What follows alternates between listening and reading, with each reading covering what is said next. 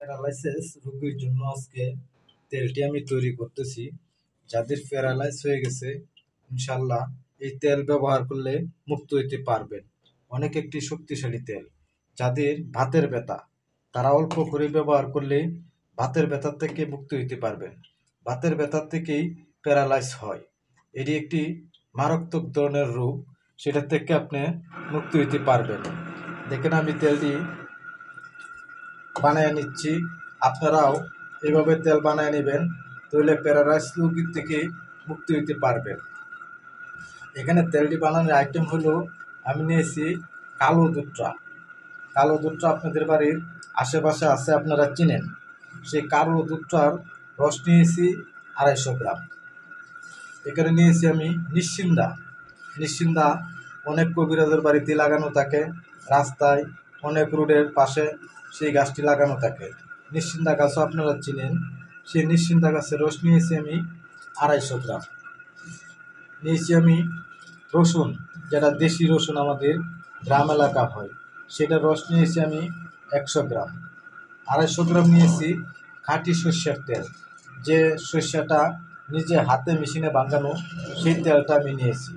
নেওয়ার পরে আমি এই তেলটা তৈরি করা শুরু করলাম। এই তেলটি আমার অনেক পরীক্ষিত, আমি অনেক মানুষকে দিয়েছি, অনেক মানুষ ইনশাল্লাহ সুস্থ। আপনারা দেখে নেন আমি তেলটি কীভাবে তৈরি করতেছি। দেখেন এই যে কিছু হেনার মতন দেখা যা, এটি উড়ায় ফেলাই দেবেন। এটি আপনার তেলের ভিতরে এগুলো রাখবেন না, শুধু রাখবেন আপনার তেল। এগুলো হলো যে গাছের রসের সাথে আসছে পাতা ভাঙ্গা, সেই পাতা ভাঙ্গা রাখবেন না।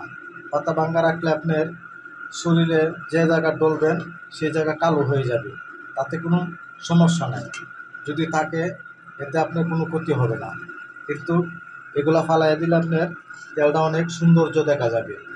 ভালো করে আপনি দেখে নেন, যাতে আপনি প্যারালাইজ, যাদের হাত পা অবশ হয়ে গেছে তাদের ক্ষেত্রে আপনি চিকিৎসা করতে পারেন। নিজে ঘরে বৈশা তেল আপনি বানিয়ে নেবেন। দেখেন আমি বানিয়ে নিচ্ছি অনেক সুন্দর করে। নেওয়ার পরে সম্পূর্ণ আপনি একটি মাপ রাখতে হবে। মাপ হলো এইভাবে আগুনে জ্বালিয়ে সেই 250 গ্রামে আনতে হবে। 250 গ্রামে আসলে তেলটা আপনি নামায় নেবেন। নামায় ঠান্ডা করে প্রতিদিন 3 থেকে 4 বার, যে হাত পা যেটা অবশ হয়ে গেছে সেই জায়গাটা আপনি ডলবেন, ভালো করে ডলবেন 3 থেকে 4 বার। দেখবেন অবশ হাত পাও ইনশাল্লাহ সুস্থ হয়ে গিয়েছে। তেলটা অনেক শক্তিশালী, অনেক লোকেরই আমি দিয়েছি, আশা করি অনেক লোক সুস্থ। যদি আমার ভিডিওটা ভালো লাগে আপনাদের কাছে সাবস্ক্রাইব করে রাখবেন। এরকম ধরনের ভিডিও আমি অনেক দিব, আশা করি একটি লাইক দিবেন। দেখেন আপনাদের সামনেই সরাসরি বানাচ্ছি। যদি আপনি গাছগুলা না চিনেন, আমার অন্য ভিডিওতে সম্পূর্ণই গাছগুলা দেওয়া আছে। কালো দুধটা গাছ আমার অন্য ভিডিওতে দেওয়া আছে, দেখে নেবেন। নিশ্চিন্দা গাছ আমার অন্য ভিডিওতে দেওয়া আছে, দেখে নেবেন।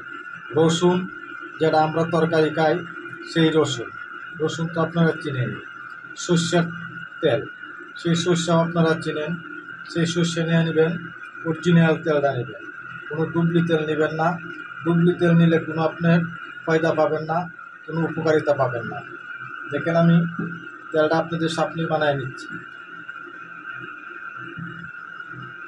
তেলটা বানানোর সময় আপনার খেয়াল রাখতে হবে তেলটা যাতে আপনার পোড়া না পড়ে, তেলটা পুড়তে পারবেন না। এভাবে সুন্দরভাবে আপনি বানিয়ে নেবেন, এভাবে লড়াইতে হবে, তাহলে তেলটা আপনার পুড়বে না।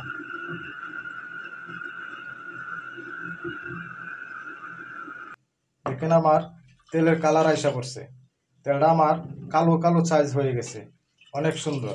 আপনারা ভয় পাবেন না, সেইভাবেই তেলটা জ্বালায় নেবেন।